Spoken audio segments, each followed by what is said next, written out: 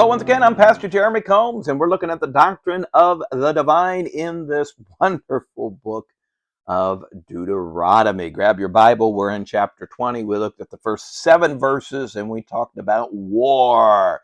And God starts out war in a unique way. Don't be afraid. That's probably one of the first reactions we'd have.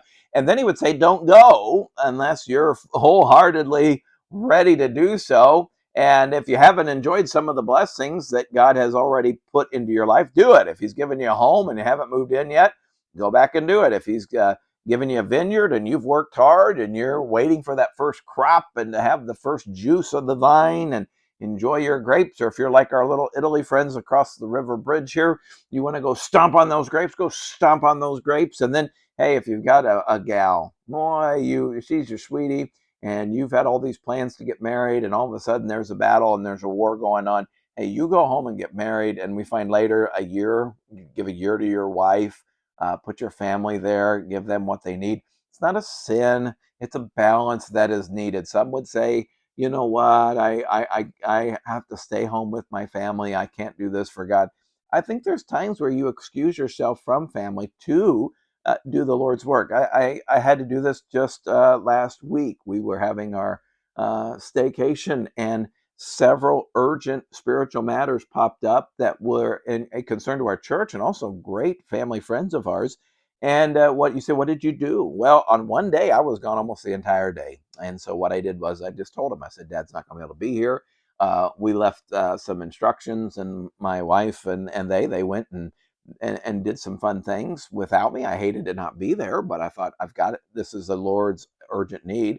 And then what we did was we made up for it, and we did a few extra things, in town or what have you. But the big thing with this is you have to have a balance that can only come from God.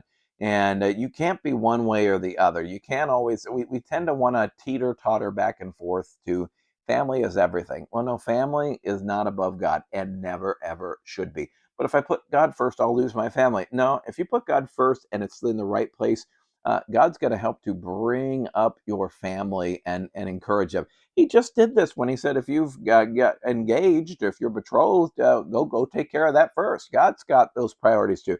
And then the other thing is we can't go the other way and be all about, well, I'm serving God. And we have no time to get to our children's ball games. We have no time for our spouse. And we're a poor testimony for God. There's a lot of things that you can do for God, as I did. And then maybe you just burn the midnight oil or you knuckle down. I tell you what, I came back on one of those days and I was just dog tired and didn't want to go or do anything. But I knew, hey, kids sacrificed so that I could get away and minister. I need to sacrifice now so that they can go and have fun. And we did. And I tell you what, it wasn't as big a sacrifice. It's got the body moving. It was okay. And actually, I thoroughly enjoyed it. And so we now get to what happens when you go to war. So you're in the army now. You're not behind a plow. We won't go through the rest of that song. Verse number 8. And the officers shall speak further unto the people, and they shall say, what man is there that is fearful and faint-hearted? Let him go. Let him return unto his house, lest his brethren's heart faint as well as his heart. So he says, if there's any of you, you're fearful, you just feel like I can't do this, then you let them go home. So there's the fourth excuse here. We've had the house, we've had the vineyard, we've had the spouse, and now we have your spirit. And that is a couple of things here. I don't think God wants us to do something that is against our conscience, and it could be that maybe someone's like, I just cannot do this. Okay, so they would be excused. I think also here, God does not want discontentment in his ranks. He doesn't want somebody that's going to be a discourager. And I suppose maybe this is talking about not everybody would have some nerves. Pat and all them talk about I'm not a hero. I'm just a coward that I've learned how to keep my cowardness under control. That's how it would be. But we find that here, what this I think really is talking about is someone that is so against what they're doing and doesn't want to, that he's chirping and gruntled in the ranks. And God says, be careful, because he will bring everybody else down. Oh, let us be careful in the ranks of Christianity. I think more harm has occurred in churches by someone that just got to run their mouth. They got to gripe. They've got to complain about things that are going on. I tell you this as well. I think more people have been blessed by people who remember, but they do it to encourage. Think about that. Run your mouth to encourage, not to discourage. Pastor says we're going to have a cookie fellowship. I don't like cookies. And boy, what a killer the Spirit will say, hey, that's great. I'm looking forward to that. What kind of cookies? Hey, can I bring some? Big difference, isn't it? Hey, we're all going to go door knocking. Oh, it's hot and people don't care. And boy, pull all that down. Or you could say, hey, we need to do that. And hey, I think I can be there. Hey, Pastor, I'm going to try to come. I tell you what, the difference that those two can make, God understood that. And it shall be when the officers have made an end of speaking unto the people that they shall make captains of the armies to lead the people. There would be an authority structure, which was important.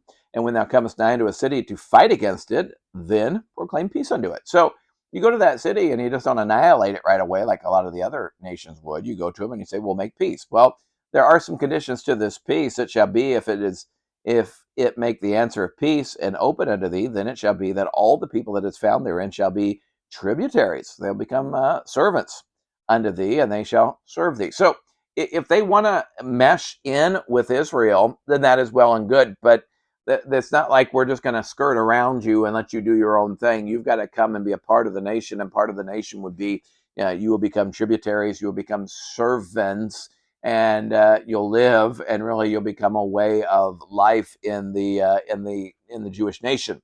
And verse 12, and if it will not make no peace with thee, and will make war against thee, then thou shalt besiege it. And when the Lord thy God hath delivered it into thy hands, thou shalt smite every male thereof with the edge of the sword. So, peace as a tributary, you say, well, that's not much of a deal. Well, there's a lot of laws and rules about tributaries and servants in the Bible. And of all the things of war, there's not a lot of humane things about war. This would be about as humane as you could get. But for those who would not want to do it, he says, go in, besiege it, conquer the city. And when you do, thou shalt smite every male thereof with the edge of the sword. But the women and the little ones and the cattle and all that's in the city, even all the spoil therein, shalt thou take unto thyself. And thou shalt eat the spoil of thine enemies unto the Lord thy God, as he hath given it thee. So this is talking largely about cities that are far away from Israel. They could make peace with them, or if they're outside the nation of Israel and they're at war with Israel and they're going to be obstinate, even though they're surrounded, yes, besiege the city, take the city. And when you go in, keep none of the men alive.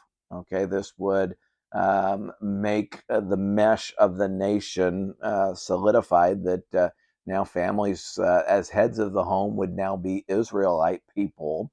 Also, it would tamp down the threat because the men no longer would be up and against it.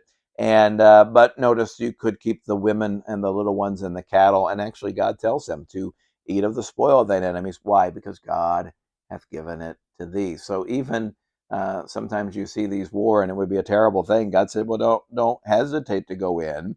And to the victor goes the spoils. There's a lot of guidelines and rules that will come later in this book and in the book of Numbers and a little bit in the book of Leviticus. But do right, but enjoy those spoils. Thou shalt do unto all the cities which are far from thee, which are not of the cities of these nations, but of the cities of these peoples, which the Lord thy God doth give thee for an inheritance, thou shalt save alive nothing that breatheth. Okay, so now we're looking at inside the promised land, inside the nation of what was supposed to be Israel. He says that there is no peace, there is no bargains. You need to go in, you need to destroy, and anything that breathes, thou shalt utterly destroy them, namely the Hittites, the Amorites, the Canaanites, the Perizzites, the Hivites, the Jebusites, as the Lord thy God hath commanded thee. You say, oh, that is brutal. Why would God do such a thing? Well, God, again, is working on the spiritual side of things to where these people, one, had given much time to repent. Two, they did abominable things before God. Look at it, verse 18, that they teach you not to do after all their abominations which they have done unto their gods. So should you sin against the Lord your God. So I think what the Bible here is teaching is you need to pick your fight. There's times where if the spiritual problem, and again, let's get this out of the physical, God's not calling us to go and conquer around us, and obviously not be violent, because we're not, God's against that in per se.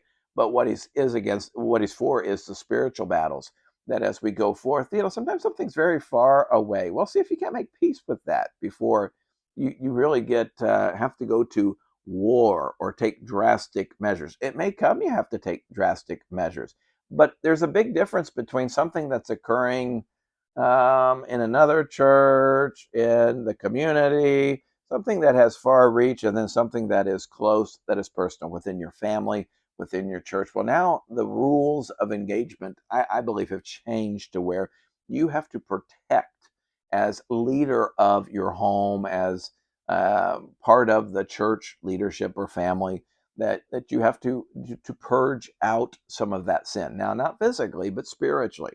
In your home, I wouldn't go around to yours and tell you you can't watch this and you need to watch, but I can in my home say no, we're not watching that, and put limits. I'm not going to limit you on your cell phone, but I'm going to limit mine. I'm going to limit my sons. I'm going to limit my daughters. Those are just some kind of brief kind of examples. I hate it when people smoke, but you know what? That is far removed from me. But if you come in and you want to light up, I'm going to say, would you please not do that? I don't want that influence. I don't want that in my home. And I think I have a right to do that. This is the idea, I believe, of what the Bible is going at. There's so many people today that are against even something that is a biblical practice called church discipline, and it's in order to deal with the sin, and the goal should be to restore the person. Doesn't always happen that way, and then of course the person goes and makes a big stink about it, and then that church is mean and they're bullies. And no, God is for law and order, and boy, you're going to see that play out even more and more as we're unfolding Deuteronomy. And he's for law and order. He's against sin. And so sometimes we have to take difficult stances, as the Bible does here, that they're right here within your nation. There's their temples, there's their priests or priestesses. They're practicing. It's going to be detrimental. Get rid of it, get rid of it, get rid of it. Israel didn't completely do that, and it would come back to bite them, as we would say, hard, and really be the downfall or the detriment to their nation and their society. So I don't know what you are maybe tolerating near you. Maybe you need to destroy that. You need to cut off the head of the serpent, so to speak. Maybe your phone is being a detriment to you and your family. Well, I don't know if you need to get rid of it. Maybe in extreme circumstances, yes, but discipline yourself, or bring your family together and say, hey, I'm going to, at 8 o'clock, not have this, or I'm going to do my best to such and such. Go to war. Let's finish it up. I want to finish up the chapter, verses 19 and 20. When thou shalt besiege a city a long time, in making war against it, to take it, thou shalt not destroy the trees thereof by forcing an axe against them, for thou mayest eat of them, and thou shalt not cut them down, for the tree of the field is man's life, to employ them in the siege. Only the tree which thou knowest that they be not trees for meat, thou shalt destroy and cut them down, and thou shalt build bulwarks against the city that maketh war unto thee until it be subdued. So here you're surrounding a city. Typically what they do is they would make a ramp, or they would make rams. And what would they do? They would cut down the trees. And what many of the heathen nations did was they just cut down all the trees in sight, whatever tree they could get a hold of, and use it. And if you go, they tell us, over to Palestine, over to the Middle East, it's pretty barren of trees, and that's because of all the wars and fightings that took place. God says you need to look at which tree is which, and if it's a fruit tree, one that can be used to eat and bring life to people, leave it. Boy, God always values life. He always stands for life. You say, well, what's the big deal? It's not a big deal to us if we fall an apple tree, because we'll just go down to Save-A-Lot, Walmart, Kroger, wherever, and get our apples. In Bible days where they didn't have those kinds of things, where food was very essential, it would almost be like killing people to kill these trees. And often I think that's why some of these heathen nations would go in and cut it all down, because you couldn't live and survive very well on that land. He said, don't do that. And, just another way that God says, hey, you're in the army now, but you need to do, when you do go to war, do it right. You are at war spiritually.